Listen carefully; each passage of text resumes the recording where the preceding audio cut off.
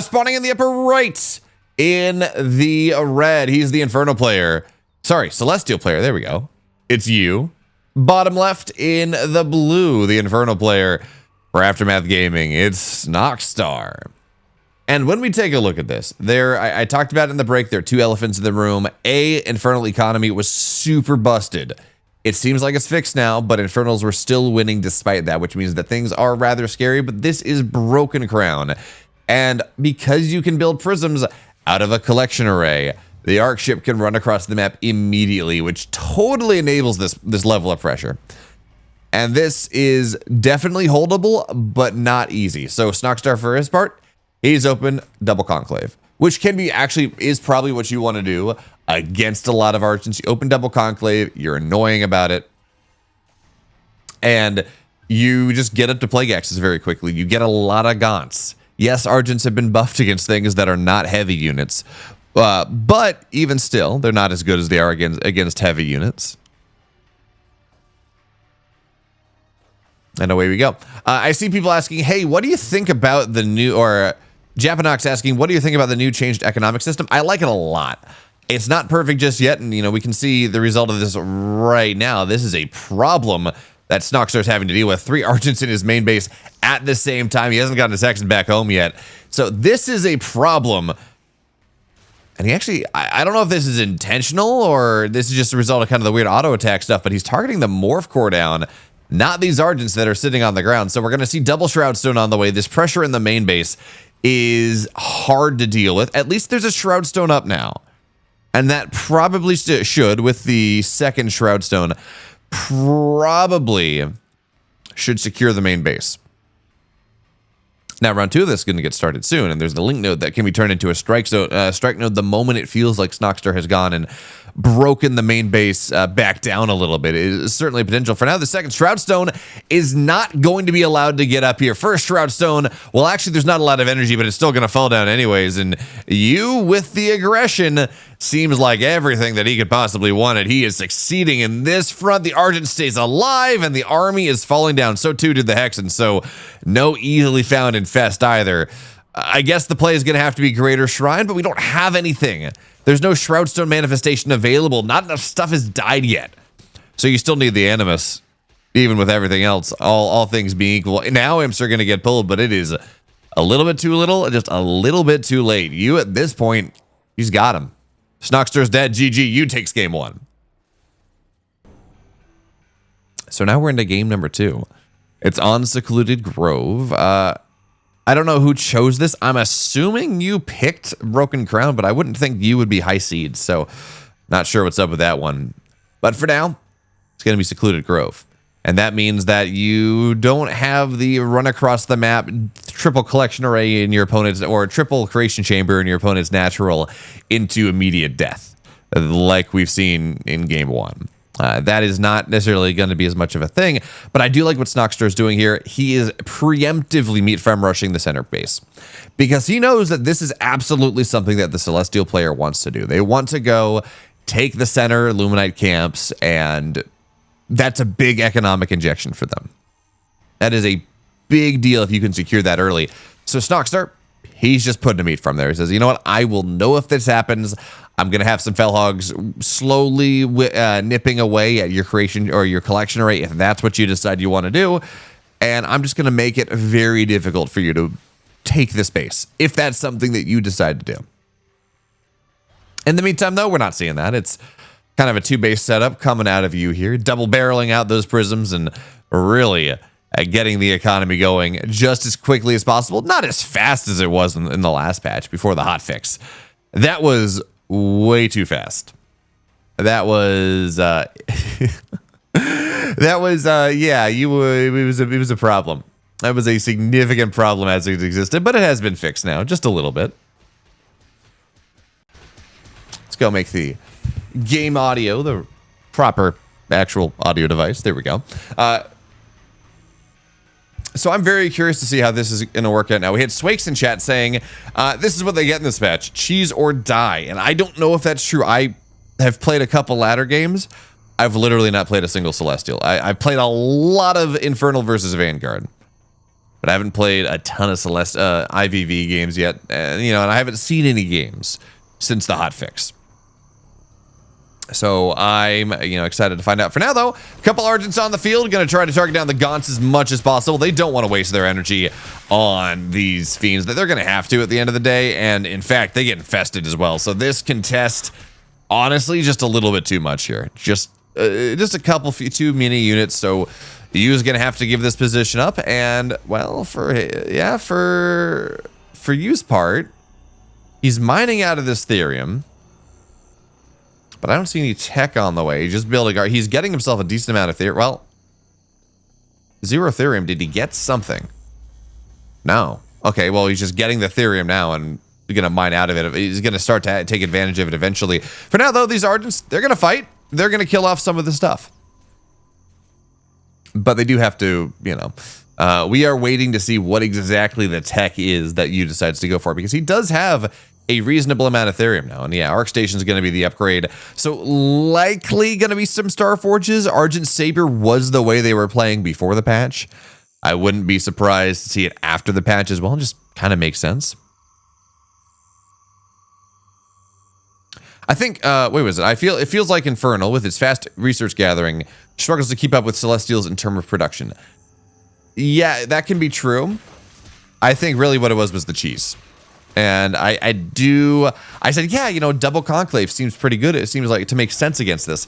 But the other way to look at that is like, you don't have anything to take the Argents. You don't have any really good Fiend generation. So that can be a little awkward. Now, though, these Argents are going to show up on the other side of the map, and they are going to get some trades, but they should all die. This was getting cut out just a little bit, and unfortunate scenes. Snoxtar's going to catch everything else off. So these Argents, they're going to continue to rally, at least, I guess, to try to support. But there's too much stuff on the map for Snoxtar right now. So he has the supply lead, but this is kind of fake. Because remember, a collection array cost supply. Prisms cost supply. Things aren't necessarily ready yet. Just Argents, this supply is not really real. And in fact, in general, looking at how Celestial supply works, it's not a good tell of how things actually are going. It's hard to judge who's ahead or behind in Celestial versus X in particular by judging it based off supply. Infernal versus Vanguard, sure, fine, you're good, but Celestial supply is just, it's a little bit different.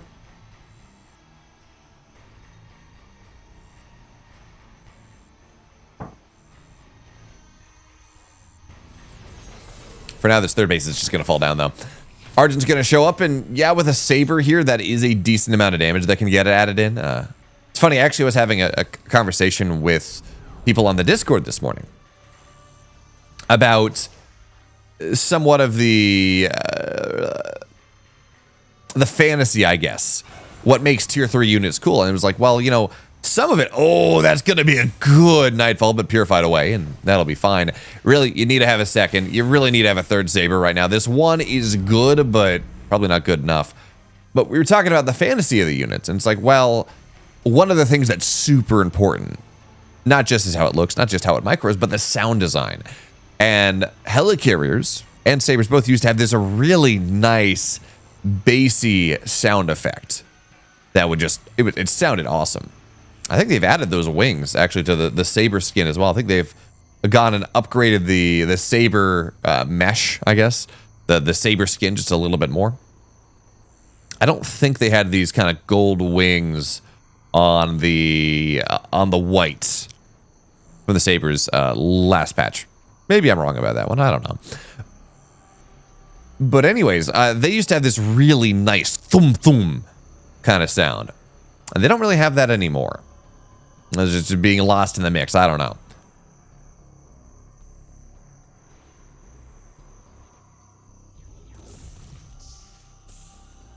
Mr. I'm saying you is also mostly Argents, which are just kind of better roaches. Yeah, that's fair. Mr. Lean Flake saying the 0.3 patch will be a huge one from what I've heard. Is that correct? Well, I don't know everything that's going to go on. I'm going to say it's going to be a pretty consequential one, because not only will it have custom hotkeys and a nice full. You're gonna be able to have custom hotkeys by game mode, custom hotkeys by race, by faction, or by a couple different categories. They're also really upgrading auto hotkeys as well. So you want all of your siege units, you want all of your sabers to be on hotkey 5 all the time. You'll be able to have that. You want your flyers to always go onto hotkey 3, but not into hotkey 1 all the time. You're going to be able to have that. It's going to be very, very useful. So, from that perspective, it's very exciting. As now Spriggans are starting to join the field, and while we technically have the tech for them, right, we're going to be able to get scythes up on the field fairly quickly, vectors if that's the option that you decides to go for. For right now, Saber Argent is a strong composition. It is very hard to beat with ground-based units. But in the air, well, Spriggans are a pretty good option. So we're going to have to see exactly how well this thing is going to work out. Certainly the Sabers no longer have that bug where their splash damage would attack air. And, well, these Spriggans are going to be a problem. They're just going to kill the collection array. Spriggans are very, very good against arrays in particular. Yeah, they're not going to kill the prisms, but they will kill the arrays, and both of them are just going to fall down. Link nodes here, but they're not strike nodes. Sovereign's Watch was popped preemptively, but it's just going to force you to go 100% all in. He was not ready for this whatsoever, and now even with Sovereign's Fury, he doesn't have an economy. If you look at his income right now, it's 357. That's not going to be... Well, I guess he does have one more, so he does have one array. And technically, the Spriggans are on the other side of the map, so with the scythe, the singular scythe, you're going to try to fight off as much as possible. He's going to get the vision camp, but he has to get so much done with this. He has so much that, I mean, it is a lot of sabers and just enough Argents to play around with, but now the full surround's going to arrive in. Dashes around, but that just means these, oh god, these Argents are so exposed. And the Spriggan's just sitting on the back front, not even killing off the sabers, so that can be good. They're slowing their attack speed down even still. I mean, running through this choke is the best possible solution, and it's just not a solution at all. With the economic damage with the bad position you was in, Snoxtar just runs right over him and wins game 2. So here we are. It's game number 3. It's Lost Hope. I'm still not sure how I feel about this matchup. I've not seen enough games, but it does seem that between the fact that the supply absolutely lies, quite often the supply lies in this matchup, and the fact that, you know, Celestial units are not very good. Yeah, Sabers can be pretty strong, but Argents are tier 1 in every sense of the word. Archangels can be a little flimsy. Celestial units are bursty good, but they're not consistently good. And that makes it very hard. And there still isn't a great answer to deal with just the swarmy. Infernals aren't as swarmy as Fresh Giant would like them to be, but they're still not as swarmy as... They're still swarmy enough to make it very difficult for this mostly single target energy-based army. Argents really don't like fighting into Fiends, not only because Fiends are light units and they do reasonable damage to the Argents, but also because it wastes all their energy. It takes a lot of power. You only get 3-ish empowered shots before you run out, and if you waste all those on Fiends, you're not fighting the actual useful parts of the army. So it is very difficult to deal with. Sabers were technically supposed to do that, but didn't quite do enough.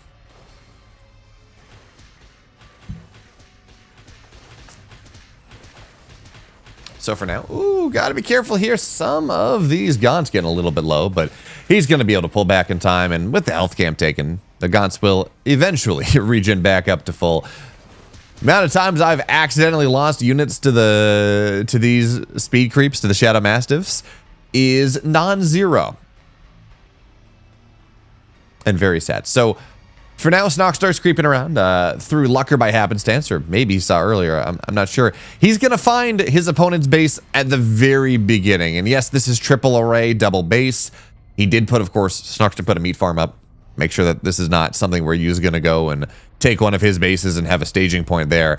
But it looks like this is going to be photocapacitor play. If I was to assume, previously I was like, yeah, it's going to be Kree every time this thing would pop up. But you talk to any top level Infernal player or Celestial player, and they're going to say, look, Kree are just not good.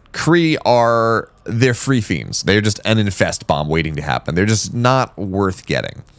Although, as I say that, the one time I say, yeah, no, it's going to be quick photocapacitors, it will be Kree on the menu. That's kind of cool.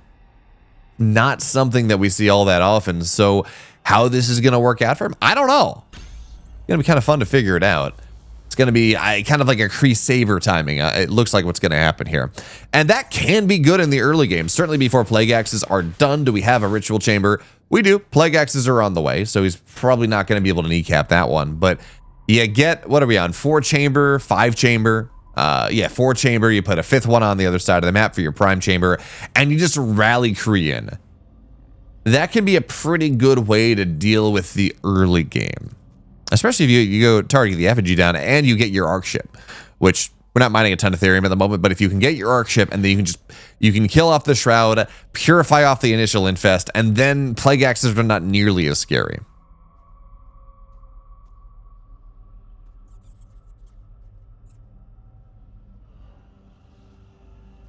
Animators are again viable, but they got snuffed so hard by aimbot weavers, so players still have PTSD. I don't know. I haven't played a ton of versus Celestials in this matchup just yet. I've played about 20 games, but really all the Celestials I played were pre-hotfix. So I was just, saddened by the massive economy, and that did not feel very good. For now, though, Yu is checking bases because he actually doesn't know where his opponent spawned. I don't know if he scanned top right, because you do get a free scan at the start of the game, but he's checking around, and now he's going to start to go find this army. But it already feels like, despite you having a supply lead, this is just a little bit too much. This is permanent Shroud, not temporary Shroud. This is 100 HP of an effigy, and as we can see, you're just not getting enough done with the Kree. They're going to have to roll away. So they're going to turn into fiends, and it's just not quite enough just yet. So Photocapacitor's not done yet either. Is that on the way? Not even started. It's not a great spot. So now Snoxtar's going to try to chase everything back. If there ever was a time to really go take this fight, it would be here. Because there is no Shroud up until right now. Now Kree, something needs to get on top of the effigy. It's just not going to do that. And this army, we talked about it, they're fiend batteries. The Kree trying to get on top of everything, but they're just not really succeeding in doing so. And now there are so many fiends on the map that Snoxtar, not only are his units better, his supply is far superior, and he's going to take all of this down. And this timing, I think this might work on maybe a shorter map. But Snoxtar kneecapped it. He didn't let it get started. He was able to take the fight on Shroud, where the infest was always going to be a thing, and now this is just kind of a disaster. The arc ship is, I don't know if it dies. I don't know if there are enough gaunts for that one, but it's going to take a lot of damage. And even as the Kree arrive and start shredding away at some of these gaunts, the infest is a powerful tool. And yeah, Swakes, as said, all in or die.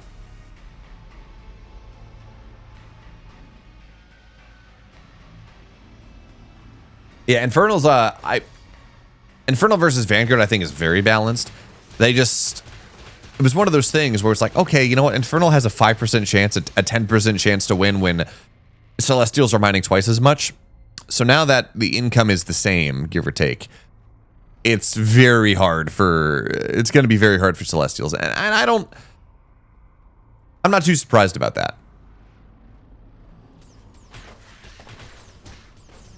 Lionberger saying that's just RTSs in general, all in or die. I heartily disagree with that statement. We've seen plenty of excellent macro games in StarCraft 2, in StarCraft Brood War, in Stormgate, I haven't really watched a lot of Warcraft, but yeah, in a lot of stuff. So saying, all in or die, I don't think so. But now that attack has been totally pushed to the side, we're going to go and we're going to creep back up. We already have third base, but fourth base on the way. Of course, you take the trees down, start to get the creeps, the level 2 after you took them in the first part, redevelop your army that much more. And behind this, well, we do have 3 base mining, roughly missing a prism for you. He was on that 2 base all in. Do we have Arc ship is done. Starforge sabers are on the way, but I just doesn't feel great. Hello there, Rushy. Exclamation mark Majorino, indeed. Make sure to go add to the price pool if you'd like. Last I saw it was $473. Don't know what it is now, but the Shroudstone manifestation is going to say, yeah, how about you don't harass? But it looks like the Kree are actually going to be able to take it down. It's funny, if this was a couple patches ago, that was not going to be a thing, but even still, the Kree, they're going to trade their lives for it. Not ideal, but they do. It is Animus. It is slowing down the dragon, if that's what you want to think about. And well, the big deal is now the Spriggans are on the field, and we're looking at a 4-base celestial economy. I don't know exactly how this number of Argents are going to be able to deal with this. Dapadoc saying, RTS is considered a dead genre, but it seems like some indie game developers still see it as a blue ocean and continue to take on difficult challenges. Yeah, I think that's fair. It's also one of these things where it's like, well, people are saying, yeah, you know, it's a dead genre. How much of that is it being a dead genre? And how much of that is it being like, well, there hasn't been a good RTS 1.0 release since Legacy of the Void, honestly. Age of Empires, by all accounts, is better now, but its release was not good. Early access for Stormgate was not good, but again, it's not 1.0. Company of Heroes 3 was not very good. It's just like, in general, everything, we just haven't had a good RTS 1.0. Yeah, RTS, Age of Empires release was shambles. It was bad.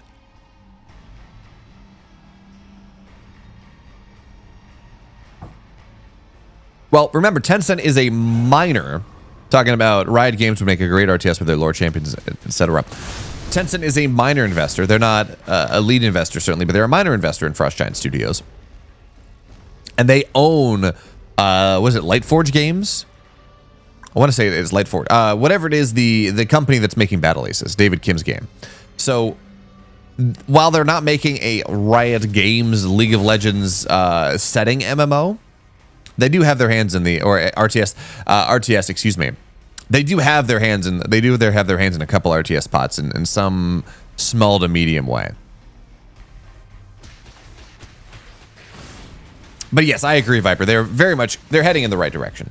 They are very, very much just, they're heading in the right direction. It's not there yet, but with everything they're talking about, and especially if you saw the Tim Campbell interview, there are some, the ideas that they have are very good, or are very exciting, I should say. You know, an idea is not, when you're talking about game design stuff for the most part, it's not even going to be good or not good. It's all based on the implementation, but I am pretty excited about the implementation. As now tier 3 is up, Nightfall is going to go down, so this is a lot of dead Argents. We got a lot of Molten Touch, Hellborn existing. This army on the left side is just going to get taken down. That's not going to work out. You was allowed to live a little bit longer, and through the kindness of Snoxtar's heart, because he didn't want to try to break this high ground. The bad news is that I'm not sure it's going to matter, guys. This army, Snoxtar's up double the supply. He has so much stuff, and he's just going to find this angle. He's going to attack into it, and there's not really a lot that you can do.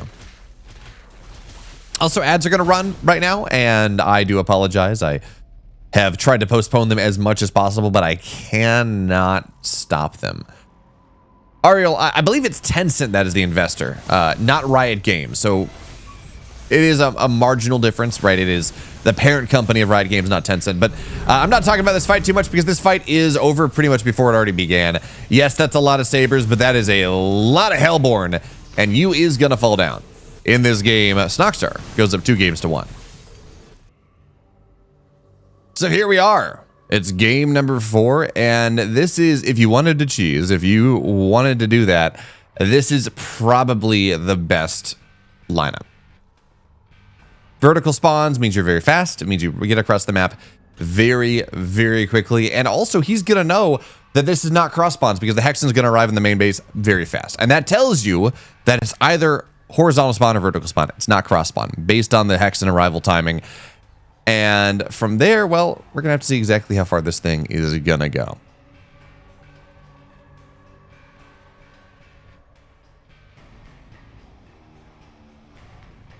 Yeah, Viper says, so Celestials will get some buffs. We get buffs on their units. The question is what to buff in such a way that it is good versus Infernals, but doesn't totally break Celestial versus Vanguard, because that has been a pretty unstable matchup in the last bit of time. I think part of it is, and it's also like I things that you could do, like say bonus damage versus white health, which, you know, could be a solution. Now that might be not an elegant enough one for where we are in the game design stage, but you could do something like bonus damage versus white health. But I believe Tim said in the interview I did with him, I could be misremembering here, but they're looking at not removing white health. Oh, nice snipe there on the Hexen. That's pretty good. Removing some of the creeping power here. But, you know, so it's like, well, you make this change, saying you say give it a bonus damage versus white health. And then, well, it's not a great, right? Because if the white health goes away, then that stopgap has to be totally remanaged. You can't do, say, bonus damage versus biological, because Infernal or Vanguard has just as many bio units as Infernals do. Maybe a couple less because they do have mech units, but that's not necessarily an answer. I don't know. I think the answer is probably maybe it's make the Argents the empowered attack do a little bit of splash damage.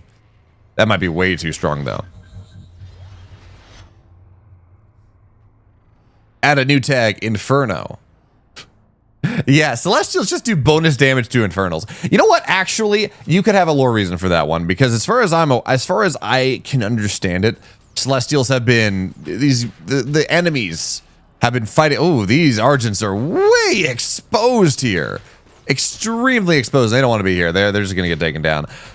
But as I understand the lore, and you know, we don't know a lot. This is a lot of me just kind of guesstimating, but Celestials have been enemies of Infernals for quite a while. In fact, I think it is likely that the reasons that Infernals were locked away from this dimension, this universe, the solar system, were because, like, I want to say that I'm assuming that key is of Celestial design. I mean, it is a couple triangles. So having a ideological damage bonus, ideological hate against a bunch of Infernals, in particular. Like dogmatic design. As a nice attempt there, you. I think he was trying to go and get some sort of attack up, right? You know, get Sovereign's Watch into the natural. It wasn't really going to work, and now these link nodes feel like they're just a little bit too far forward. But if you're wasting damage on the structures, you're not attacking the units. And now it's going to get surged up, give a little bit more power. That, of course, means the Arc Ship can go and heal some of these Argents up that much more. But this link node is not going to turn into a strike node. Neither two, actually, yeah, it's going to turn into a strike node. Neither two is the other one. It's going to get taken down. But again, when we're wasting damage on structures, we're not attacking units. Is kind of the big thing. So these Argents continue to get healed up. They continue to get energy batteried or power banked right back up. And even as the Morph Cores continue to rally across and try to go take the natural and establish some level, some annoying level of a Sovereign's Watch, they're just distracting. They're just buying time. We're going to have a Greater Shrine up soon. And not yet. Snoxtar's actually banking a decent amount of Therium. If I was him, I'd be banking probably for like a single Hellborn. That seems like it'd be pretty good. But the Argent numbers at this point are just so strong. Shroudstone Manifestation is just going to exist as much as possible. But they're just not fighting in range of it. So what do we got right now? 300 Therium. If you can buy some time, get a Hellborn out, it's probably, I feel like that's what you want to do. But it's so scary.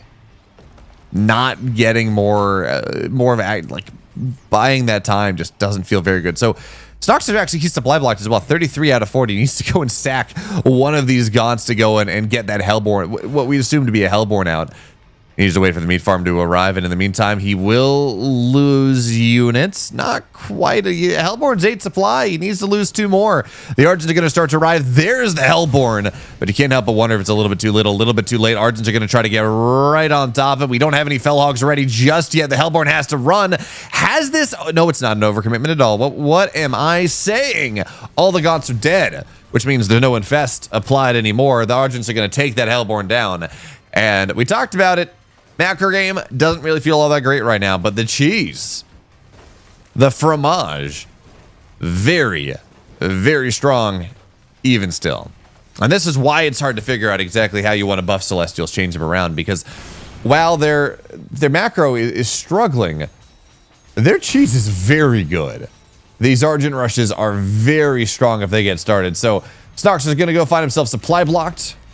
Losing the meat farm there is not great. Which means no more Hellborn. Which means no more many things. And now I don't know how he has vision up on the high ground to get that. I don't know how he got vision up on the high ground to get the first link node up, but I don't know that Snoxtar is aware of it. The attack's going to happen once again, but oh, this is so gross. This is kind of disgusting. I'm not going to lie, guys. This is just, oh man, this is pain. Snoxtar's kind of dead. Very dead in this game. This. Oh no, strike nodes on the high ground.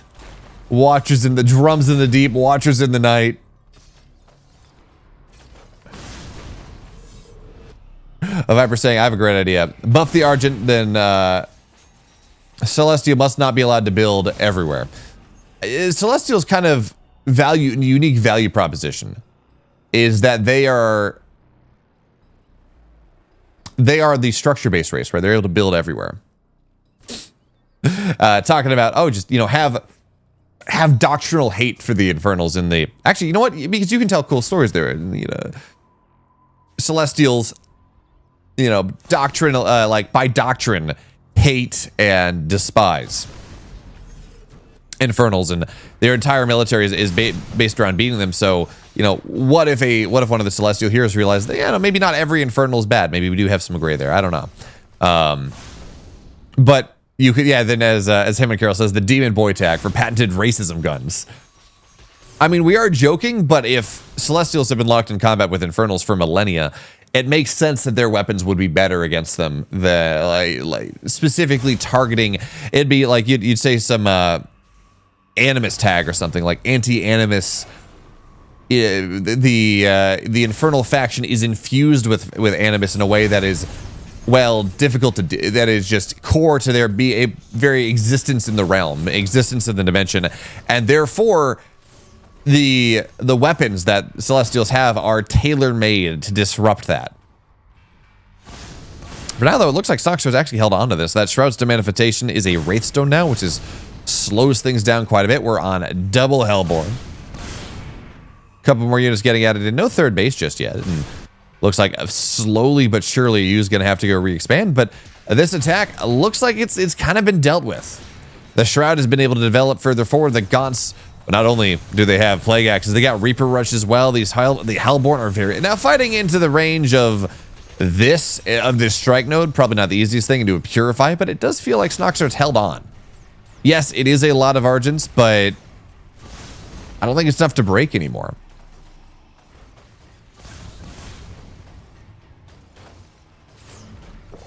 Stepping off Shroud might be a little bit scarier, but benefits actually, synergy here. So you drop Shroud's Stone Manifestation, which means your Shroud is bigger in general, which means you can drop a permanent effigy much further forward. And now we got, from this position where really Snoxtar was not in his own base, now Shroud is on the other side. Although, in fairness to this one, fighting into the Sabers, Snoxtar has broken out, but he does have to get this third base going.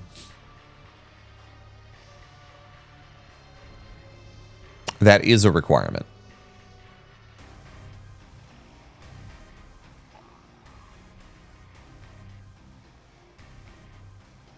Him and Carol saying, always remember the Old Testament battles and mass scale destruction is canon in Stormgate. Yeah, it's kind of funny. So, I'm not going to say this as a super religious person, but I will say this is someone who is, I think religion is super interesting.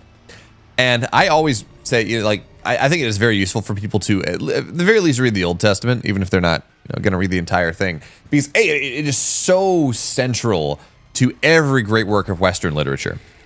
Like, it is so central to the Western canon. But also, like, there is so much violence and drama and bloodshed and chaos in the Old Testament. Like, it is, if you can get past how it is written, because, again, you know, especially, like, King James is just kind of painful. But if you can get past how it's written, not the easiest thing, certainly, but if you can get past how it's written, they're just some really fun stories in the Old Testament in particular. You're like, man, what in the world was ancient humanity coming up with? But of course, that might be a controversial opinion because unlike, say, Egyptian myth or something like that, where it's not an active religion. It is still an active religion. So people are like, it's not myth, it's reality. It's like, well, or it's not myth, it's what I believe. So yeah, understand on that front.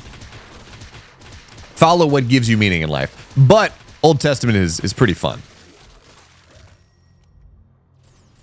Ooh, this is a little bit scary here, although Gaunts are fast and Fiends are fast, so they should be able to mostly want to run away from this. Yeah, they're going to lose a couple, but they delayed this base. They took the health camp, so you're not too upset with that one. And really what we're looking at here is Snoxtar is trying to get the Spriggan numbers up. Once the Spriggan numbers really start to get good, they jump on top of these Sabers. Sabers are heavy, and as we talked about in game number two, it's not just the fact that Sabers are heavy units and they take bonus damage. Sabers are they don't attack very fast as it is. They do a lot of burst. If you can make them fire once every 2 seconds instead of once every second, that is a massive DPS loss. For now, Spriggans are going to show up in the main base. Double Sovereign's Fury. And here's the problem. There's at most one more Sovereign's Fury charge available. Although, main base is already mined out. We're 12 minutes in. So, yeah, the collection array is going to have to run away. It's going to get taken down. It's just going to fall down. That is the long and short of it. And do we have anything? Scythes are on the way, but they're not here yet. Spriggans annihilating the production. A lot of Sabers, or excuse me, Argents are starting to return. Not there just yet. And it's always one of these awkward situations where Spriggans are going to start to show up a little bit more. And this army is scary. The Spriggans, well, are they in enough number right now? I don't know. Nightfall Infest comes down, and here comes the Gaunts from the side. No Shroud available just yet, but Spriggans are getting on top. They don't care about the air. It's just about making sure the Sabers don't take down everything that exists in this Infernal army to allow the ground army to fight that much better, but we don't have tier 3. That's not a thing. No Molten Touch available. Most of the Sabers, though, they've been taken down, and it looks like this is probably going to be enough. Best scenario that you've been able to fight from a macro game in this entire series realistically, but all the Sabers are done. The Argents, they're gonna get taken down, and no long shot module available either, so they don't even get the bonus damage. He does have an Arc Fortress, but no long shot. It's just photocapacitors. And while this army may not be able to break the high ground, a lot of the significant amount of the tech has been reset. And behind this, Elder Shrine is done. Do we have a Hellforge? I don't see one, actually. There it is. Hellforge on the way. So Molten Touch is a ways off.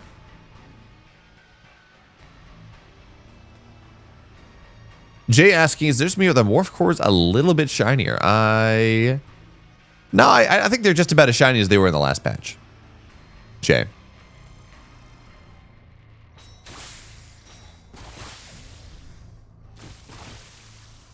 Arl saying it's like, okay, what makes the celestial supply lie so much? Yeah, absolutely right. Argent's 2 supply, and then a Saber 6 supply, of course, and also your bases are a grand total of 9 of 13 supplies, so it's not that much different. But yeah, Argent's being 2 supply means that supply lies quite a bit. But at the end of the day, Snoxtar's going to win.